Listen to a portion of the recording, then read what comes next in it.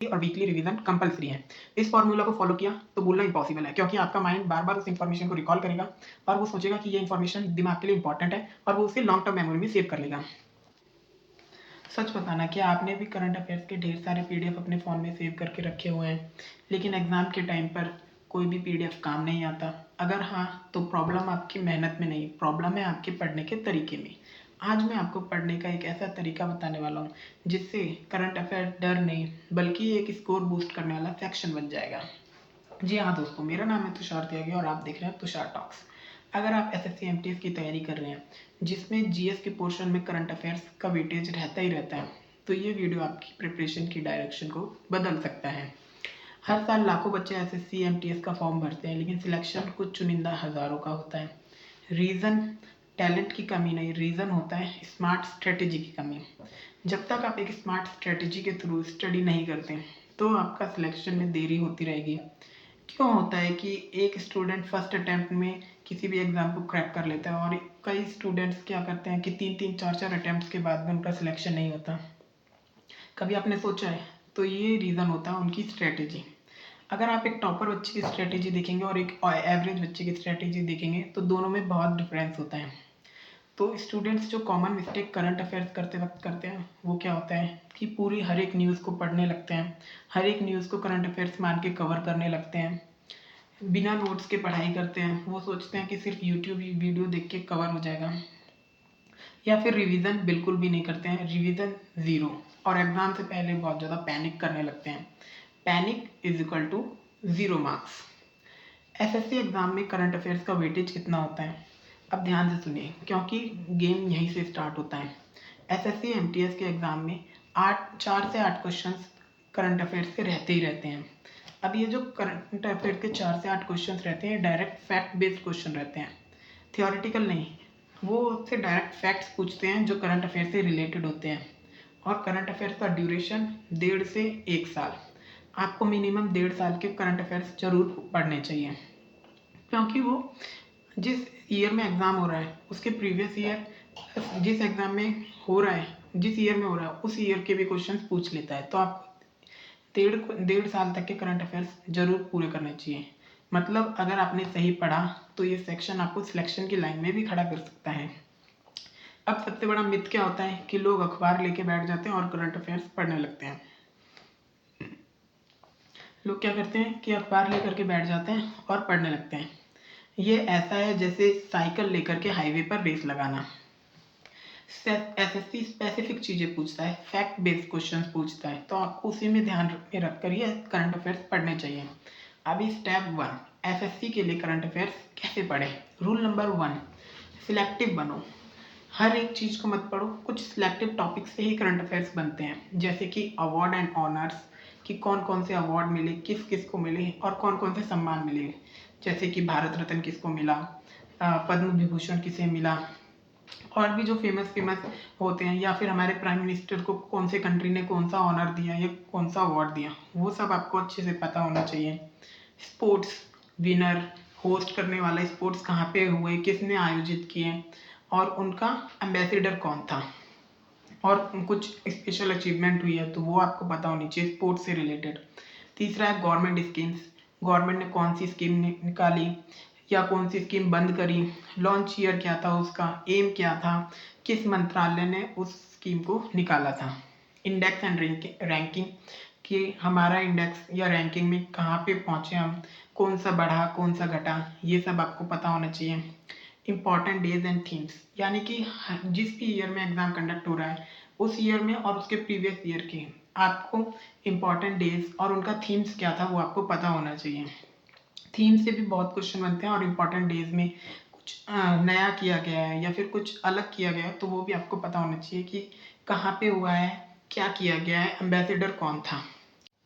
Step 2, कितने महीने पढ़ना है। एसएससी आपको हिस्टोरियन नहीं बनाना चाहता, वो देखना चाहता है कि आप कितना अपडेटेड है अपने सराउंडिंग्स के प्रति।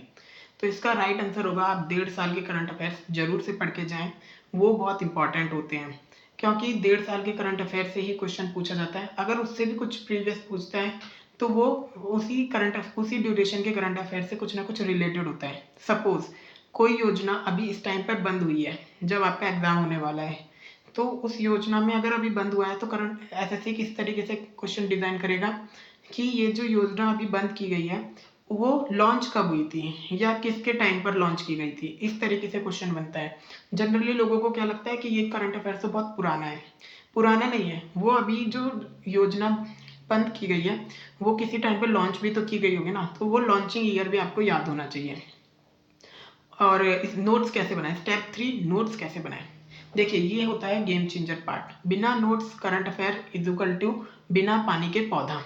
जैसे बिना पानी के पौधा जी नहीं सकता, उसी तरीके से बिना नोट्स के करंट अफेयर्स पढ़ना बेकार है। तो इसके लिए गोल्डन रूल है, नोट्स ऐसे बनाओ शॉर्ट हो, क्रिस्प हो और तुम्हें इजीली रिकॉल किए जा सके। यानी कि अगर आप इजीली रिवीजन कर पा रहे हैं तो वो नोट्स परफेक्ट हैं। क्योंकि हमारा माइंड क्या होता है, ज़्यादा चीज़ों को आपस में पैराग्राफ वाली चीज़ों को पढ़ने में बोर फील करता है। तो हमेशा नोट्स कैसे बनाओ, शॉर्ट्स बनाओ, फैक्ट बेस्ड बनाओ। जैसे मैंने आपको बताया कि एसएससी फैक्ट बेस्ड क्वेश्चन पूछता है। परफेक्ट नोट्स का फॉर्मेट क्या होना चाहिए, एग्जाम फ्रेंडली। देखिए हर न्यूज़ सिर्फ 4 से 5 पॉइंट में कवर करो। जैसे सपोज कोई स्कीम आई तो इस स्कीम का नाम, लॉन्चिंग डेट या फिर कोई स्कीम बंद हुई तो वो क्लोजिंग डेट, और उससे पहले जो लॉन्च किया गया था वो, अभी किस मिनिस्ट्री ने लॉन्च किया है उसका नाम, लॉन्च ईयर, टारगेट ग्रुप यानी कि उसका एम क्या था, वो किसको टारगेट कर रही थी, बच्चों को, महिलाओं को स्पेसिफिकली या फिर पूरे समाज को। और ऑब्जेक्टिव होना चाहिए उसका 1 लाइन में।